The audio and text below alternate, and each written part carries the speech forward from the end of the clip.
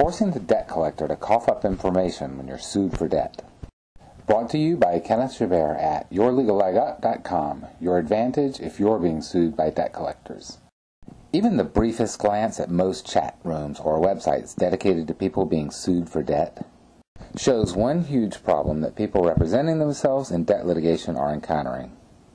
They are creating and serving discovery on the debt collectors, rightly believing that discovery, that's the formal legal request for information through interrogatories or request for production of documents from the other side, is the key to showing how little evidence the debt collectors have or can get.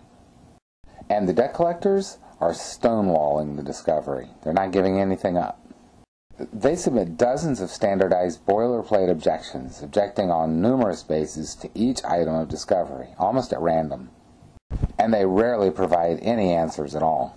To take a real-life example from a recent case brought to my attention, here was the interrogatory. The defendant asked, "Please identify each person who either answered or was consulted in providing answers to these interrogatories and state which interrogatory was answered by such person." This interrogatory was perfectly legitimate and correct in every way. Any person with the knowledge to answer interrogatories is a potential witness, and you have a right to find out exactly what they know and how they know it. Here was a response after several general objections. They said, "Plaintiff objects to this interrogatory as it is vague and ambiguous, is overly broad and unduly burdensome, and seeks irrelevant information not reasonably calculated to lead to the discovery of admissible evidence." That's a mouthful of absolutely nothing.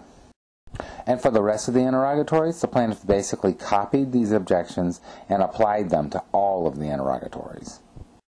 Occasionally and inappropriately throwing in claims of attorney-client privilege, attorney work product, and confidential and proprietary information, which is not even an objection. If you are a pro se defendant who has served discovery on the other side, you know exactly what I mean. In this case, when the defendant attempted to resolve the so-called discovery disputes raised by these bogus objections, the plaintiff did not even respond. And that is actually typical. They often either sit out or continue to stonewall during the defendant's attempts to resolve these disputes as the courts require. That is, if the defendants are aware of this rule and have the heart to follow it. If the defendant does not correctly pursue the discovery, the debt collectors evade all attempts at discovery and go to trial with a grossly unfair advantage. Or they may file and win on a motion for summary judgment.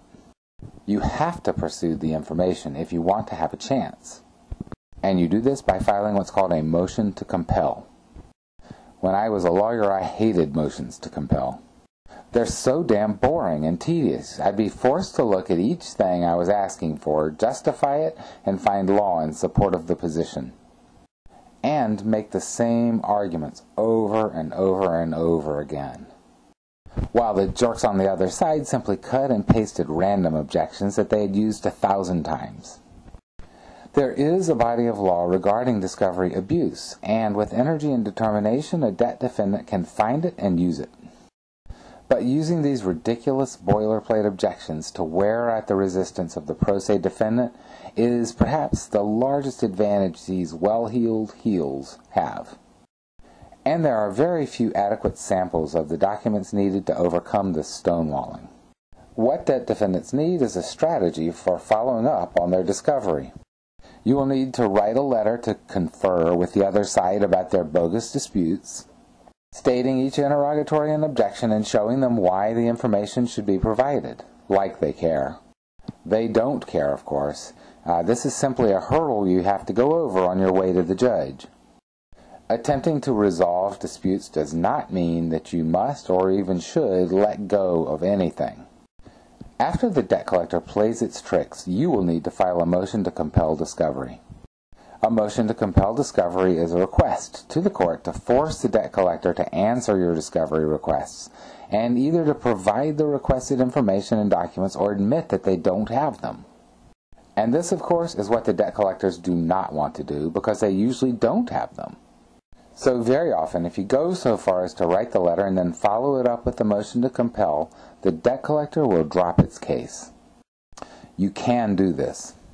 If you'd like a shortcut that might save you many hours of drudgery and annoyance, check out my new product, the Motion to Compel packet.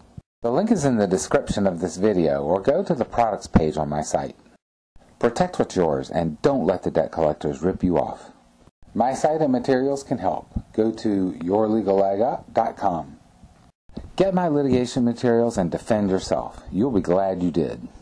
You may not consider this video or anything I say in this or any video as legal advice.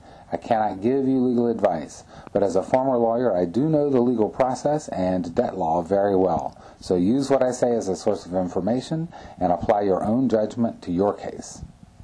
To get more help on fighting debt collectors and their lawsuits, go to yourlegallegup.com. Get my litigation manual and forms. If you appreciate this video, please take a second and like it, subscribe, and friend me, as these things will help others find my videos and begin to learn more about the debt litigation process. Defend yourself from the debt collectors on Facebook or YouTube, as these things help others find my videos and begin to learn more about the debt litigation process. Defend yourself from the debt collectors.